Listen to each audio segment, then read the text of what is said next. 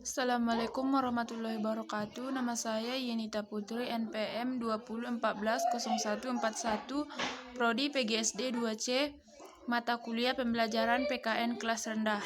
Di sini saya akan menjelaskan makalah saya yang berjudul Pengembangan Kurikulum PKN sesuai dengan prinsip KTSP. Saya mulai dari analisis kurikulum PKN SD berdasarkan KTSP. Seiring dengan perkembangan ilmu pengetahuan dan teknologi, maka secara otomatis pola pikir masyarakat berkembang dalam setiap aspek. Hal ini sangat berpengaruh besar terutama dalam dunia pendidikan yang menuntut adanya inovasi baru yang dapat menimbulkan perubahan. Secara kualitatif yang berbeda dengan sebelumnya, tanggung jawab melaksanakan inovasi diantaranya terletak pada penyelenggaraan pendidikan di sekolah. Selama guru memegang peranan utama dan tanggung jawab menyebarluaskan gagasan baru, baik terhadap siswa maupun masyarakat melalui proses pengajaran dalam kelas. Perubahan-perubahan kurikulum dalam setiap mata pelajaran, khususnya mata pelajaran PKN yang dalam KTSP ini merupakan suatu mata pelajaran yang bertujuan untuk membentuk manusia Indonesia seutuhnya dengan berlandasan pada Pancasila, Undang-Undang Dasar, dan norma-norma yang berlaku di masyarakat. Pembelajaran PKN diterapkan mulai dari dasar pendidikan formal yaitu SD kelas 1. Kehadiran KTSP diharapkan dapat memberi jawaban yang konkret terhadap mutu pendidikan di Indonesia. Adapun pembahasan mengenai isi KTSP ini akan dibahas lebih lanjut dalam dua bahasan pokok yaitu analisis isi KTSP meliputi kelebihan dan kelemahan KTSP dan analisis proses belajar mengajar dalam pembelajaran PKN di SD berdasarkan format observasi. Pembahasan 1. Analisis isi kurikulum 2006 atau KTSP. Kurikulum merupakan seperangkat perencanaan dan pengaturan mengenai tujuan isi dan bahan pengajaran serta cara yang digunakan sebagai pedoman penyediaan kegiatan pembelajaran untuk mencapai tujuan pembentukan tertentu. 1. KTSP, kurikulum tingkat satuan pendidikan, yang diberlakukan Departemen Pendidikan Nasional melalui Badan Standar Nasional Pendidikan atau BSNP. Sesungguhnya dimaksudkan untuk mempertegas pelaksanaan KBK atau kurikulum berbasis kompetensi, artinya kurikulum baru ini tetap memberikan tekanan pada pengembangan kompetensi siswa.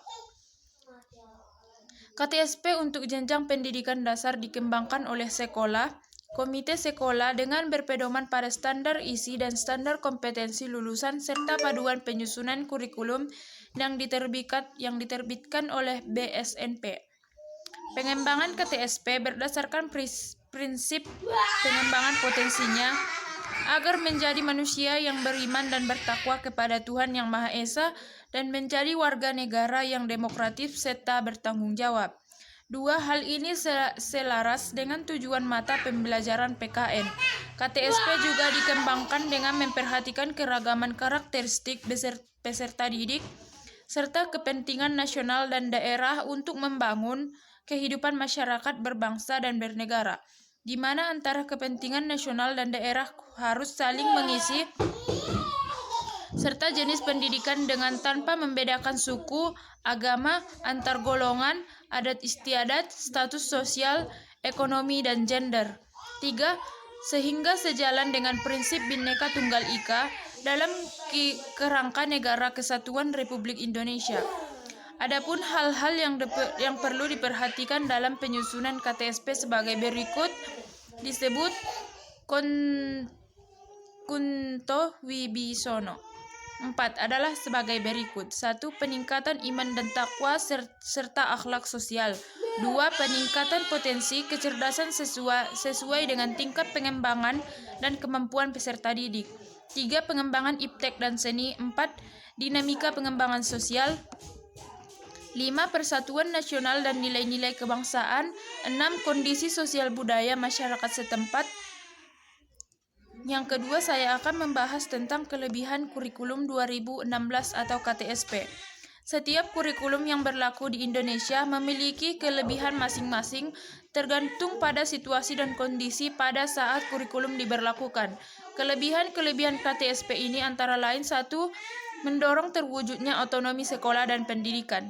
Tidak dapat dipungkiri bahwa salah satu bentuk kegagalan pelaksanaan kurikulum di masa lalu adalah adanya penyeragaman kurikulum di seluruh Indonesia, tidak melihat situasi real di lapangan, dan kurang menghargai potensi keunggulan lokal.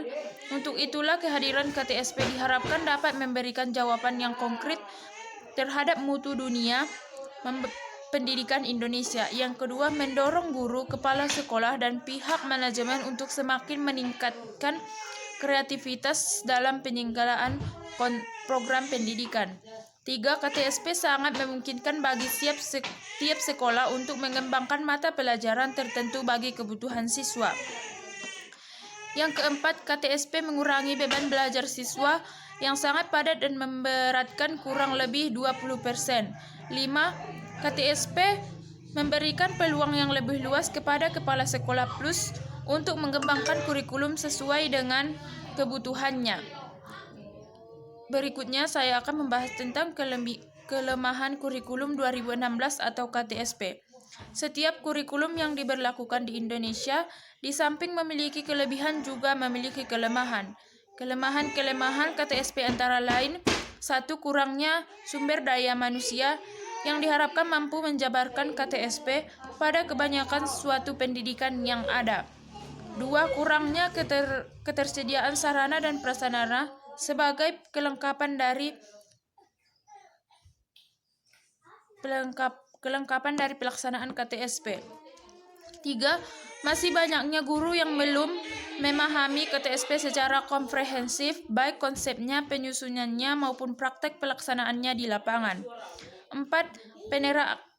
Masih rendahnya kualitas guru yang diharapkan mampu memahami dan menguasai KTSP dapat disebabkan karena pelaksanaan sosialisasi masih belum terlaksana secara menyeluruh. Dan yang terakhir, penerapan KTSP yang merekomendasi pengurangan jam pelajaran berdampak pada pendapatan guru. Cukup sekian yang dapat saya sampaikan. Semoga yang saya sampaikan dapat bermanfaat bagi kita semua. Kurang dan janggalnya saya mohon maaf. Sekian dan terima kasih. Assalamualaikum warahmatullahi wabarakatuh.